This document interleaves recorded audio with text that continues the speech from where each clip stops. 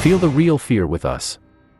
I got down from the bus at Gurupur intersection and was very surprised and shocked. I saw that all the shops were closed, there was no sign of people anywhere. Looking at the watch, I was startled, it was almost 11:30 at night. I missed the train. I left 2 buses to avoid the stampede, but I didn't think it would be so late at night. Maybe it wouldn't have been so surprising if I hadn't spent the long journey sleeping comfortably in the bus.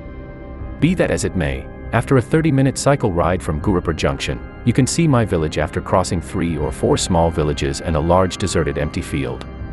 I entered the right-hand road from Gurupur Junction. This brick-laid road divided into 2 branches in front of Sitaganj, and one of them ran towards my village. After walking along the right-hand road for a while, I stood in front of the closed door of a small house on the left side. The door is iron tin. On the wall above the door is written in bold Bengali letters, "Bicycles are stored."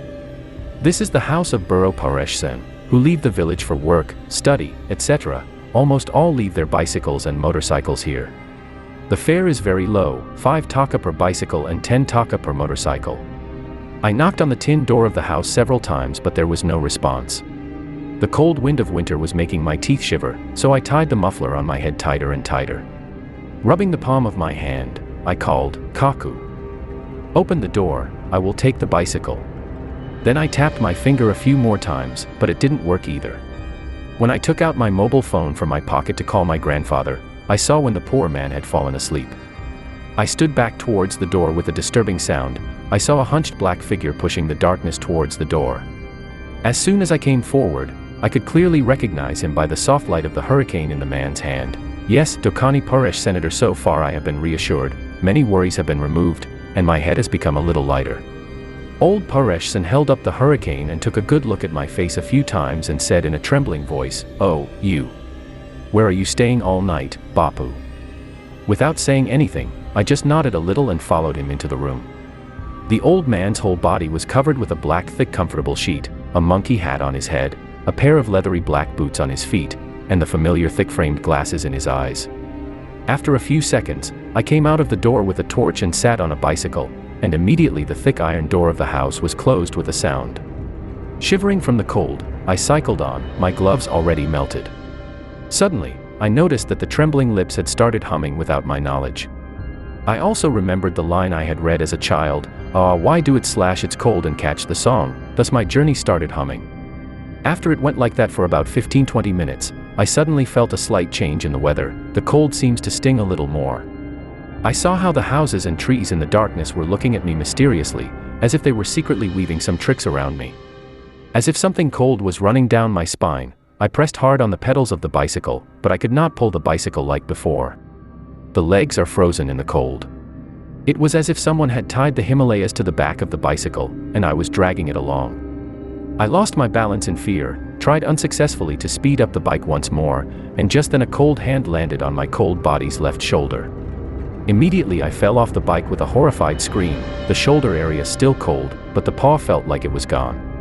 After a few seconds I slowly stood up, legs shaking like a drunk and throat dry as wood. After swallowing 2 or 3 times, I looked around in the light of the torch, then I screamed in a fearful voice, "Who are you? What do you want?" I held the bicycle in both hands and shouted once again, "Who are you? What do you want from me?" There was no response for a few seconds, then suddenly the thick blackness of the new moon blew right in front of my ears and the corpse said in a soft, hollow, and terrible broken voice, "Who am I, knowing what will happen? Ride the bike, ride fast, I won't hurt you, otherwise, you're done." With the words, the cold air from his mouth blew in through my ear and out the other, leaving me with a horrible stench. GA was confused. I covered my face and first sat on the bike, then started to pedal. The same thing happened this time. Even when I tried to pull the bike, I couldn't pull it, it kept rolling. Suddenly, I felt the presence of an intense cold paw on my left shoulder and the right side of my stomach again, the incorporeal grasping me in both hands. The muscles in those 2 parts of the body froze as if, now I saw the bicycle running vigorously. I didn't understand where we were running. I pressed the brakes hard to stop the bicycle, but I couldn't stop it. Once the bicycle came to the intersection of Tinmatha Road, I recognized that road. This is Sitaganj intersection. If you get down on the left-hand road at the intersection and it is 10 to 15 minutes, you will see the empty field first, then my village. I remembered the ghostly crematorium in the middle of the field. How strange, How horrible all the stories I have heard around it since childhood. I have heard the people of the village say that on the night of the deep new moon or all night long, the ghosts roam the crematorium, they lead the passerby astray and eat all the food, rice, fruits, and roots that are inside their bags. Until a few hours ago I had paid no heed to these murmurs, but today, standing on this deep new moon night, I was subjected to a terrible new experience. The strong wall between facts and gossip and belief and disbelief melted like ice in the waves of a mad sea.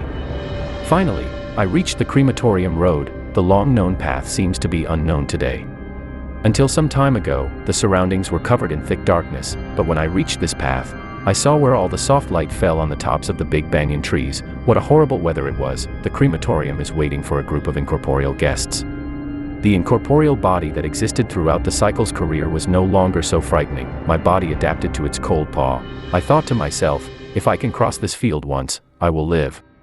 Where is the body behind going? Who knows whether it will go home with me? While thinking these things, I suddenly fell off the bike and fell down the road in the low field opposite the crematorium. As soon as I was in the middle of the field, I saw someone holding the branch of the banyan tree hanging on the side of the road and sitting on the tree. Then suddenly there was a loud commotion in all the trees of the crematorium, along with loud screams. It felt like the branches of the trees were collapsing together, the fields began to shake and the grassy plain was filled with many cracks. I was not able to stand up on my feet, but somehow I got up and returned home. I washed my face, hands, and feet well and stretched my body on a soft bed. Unbearable pain in the whole body. The body temperature was recorded at 105 degrees Fahrenheit. I woke up the next morning and found that there was no pain on my body. The body temperature was completely normal, the same as yesterday's incident. And not stopping so much, I saw that some parts of my bicycle were bent. In the meantime, Mother gave the bag in her hand to go to the market. I immediately took the brush and went out to the market. Sitting at the market at Sitaganj Junction, I continued there. The same way, after a few minutes I reached the crematorium road. I stopped the cycle and started to look at the crematorium, but I didn't find anything unusual there. The trees are standing as before and the grassy field is also there. Flat as ever. I couldn't think of anything else. My head started to feel heavy again. As I came out of the crematorium, I saw the plants of the field, the twisted grass and the iron furnace smiling at me.